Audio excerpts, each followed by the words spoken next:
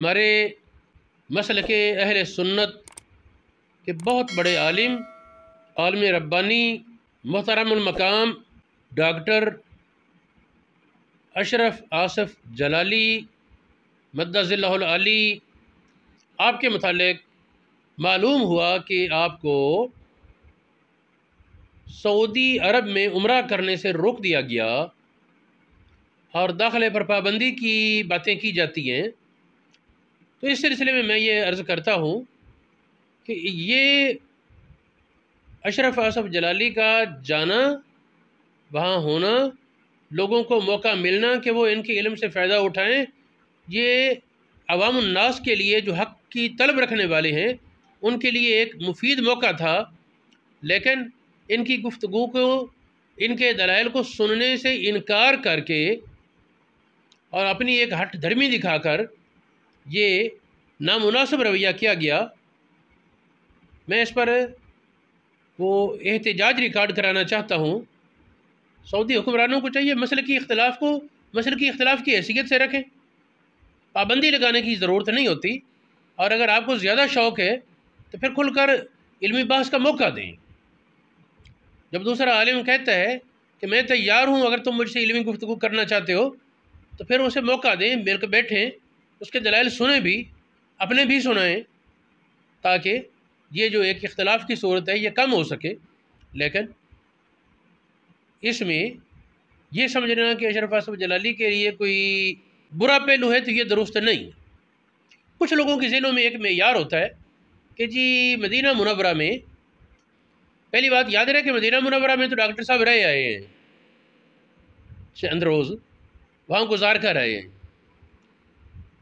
ضمن میں یہ بات ایک کہہ دوں کہ مدینہ منورہ میں رہنا یا وہاں کی حکومت ہونا یہ ذیلی اور ضمنی بات ہے، اصل چیز نبی پاک کی اطاعت ہے۔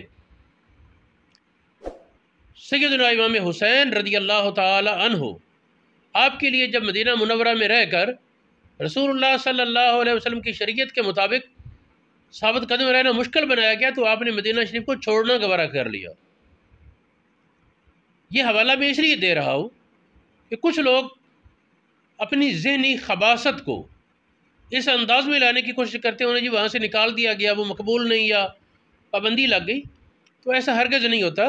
یہ اللہ پاک کے راز ہیں۔ ایک بات پر غور کیا جائے، دجال والی حدیث،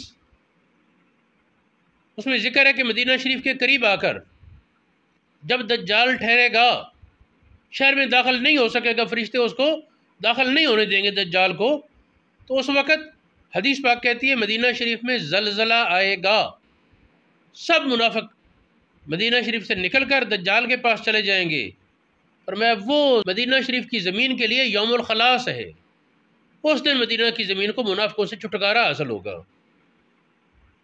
اس حدیث پاک سے یہ سمجھ آتا ہے کہ وہاں اس دور تک کچھ نہ کچھ منافق کسی نہ کسی صورت میں موجود رہیں گے۔ ہمارے دور میں کئی لوگ کہنا شروع کر دیتے ہیں جی اگر یہ لوگ اچھے نہ ہوتے، ان کے عقائد درست نہ ہوتے تو انہیں مکہ معظمہ اور مدینہ منورہ کی خدمت کا موقع کیوں دیا جاتا؟ تو اس کا سادہ سا جواب یہ ہے، تاریخ اٹھائیں، تاریخ میں ہر منصف کو یہ ملے گا، ہر انصاف پسند یہ جان لے گا کہ کچھ زمانوں میں مدینہ منورہ پر شیعہ لوگوں کا تسلط بھی رہا ہے، خطیب ان کے، گورنر ان کے، اس قسم کے حالات رہے ہیں۔ یہ وفا الوفا اٹھائیں، خلاصۃ الوفا اٹھائیں، خلاصۃ الوفا میں لکھتے ہیں بجلی آسمانی گری اور آگ لگ گئی مسجد نبوی شریف۔ اب بڑے حیران ہوئی یہ کیا وجہ ہے؟ مسجد نبوی تو امن کا مقام تھا، یہاں کیسے بجلی گری اور کیا ہوا؟ تو پھر وضاحت فرمائی گئی اہل اللہ کو کہ یہاں جو خطیب ہے وہ ابو بکر صدیق اور عمر فاروق کے خلاف تبرے بولتا ہے، جس کی وجہ سے ناراضگی کی علامت کے طور پر یہ زہر ہوا۔ یہ ایک نہیں، اس کے علاوہ بھی کئی واقعات مل جائیں گے۔ یعنی وہاں کی حکومت ہونا یا وہاں موجود ہونا یہ حق پر ہونے کی مطلق دلیل نہیں، اصل دلیل ہے نبی پاک علیہ السلام کی شریعت کی پابندی۔ حضرت سیدنا ضیاء الدین مدنی علیہ الرحمہ مدینہ منورہ میں تھے، تو ایک وقت میں حکومت کو کسی فتوے کی ضرورت پڑ گئی، تو انہوں نے اپنے سرکاری مولویوں سے فتویٰ لے لیا۔ عوام نے ماننے سے انکار کر دیا، انہوں نے کہا جی ضیاء الدین فتویٰ دیں یا تصدیق کریں تو مانیں گے۔ اب مولانا ضیاء الدین سے انہوں نے ترغیب و ترغیب دونوں طریقوں سے کام لیا، لالچ دیے، رشوت کی کوشش کی، ڈرانے کی کوشش کی، قتل تک کی دھمکیاں دی۔ آخر کسی نے کہا کہ انہیں مدینہ شریف چھوڑنا بڑا ناگوار ہے، انہیں یہ دھمکی لگا ہم تمہیں مدینہ شریف سے نکال دیں گے۔ جب انہوں نے یہ کہا، انہوں نے کہا مدینہ شریف رہنا میرا مطلوب ہے، لیکن رسول اللہ کی شریعت کی پابندی پہلے، مدینہ شریف میں رہنا نبی پاک کی شریعت چھوڑ کر، شریعت کے احکام ترک کر کے، یہ نہیں ہوگا۔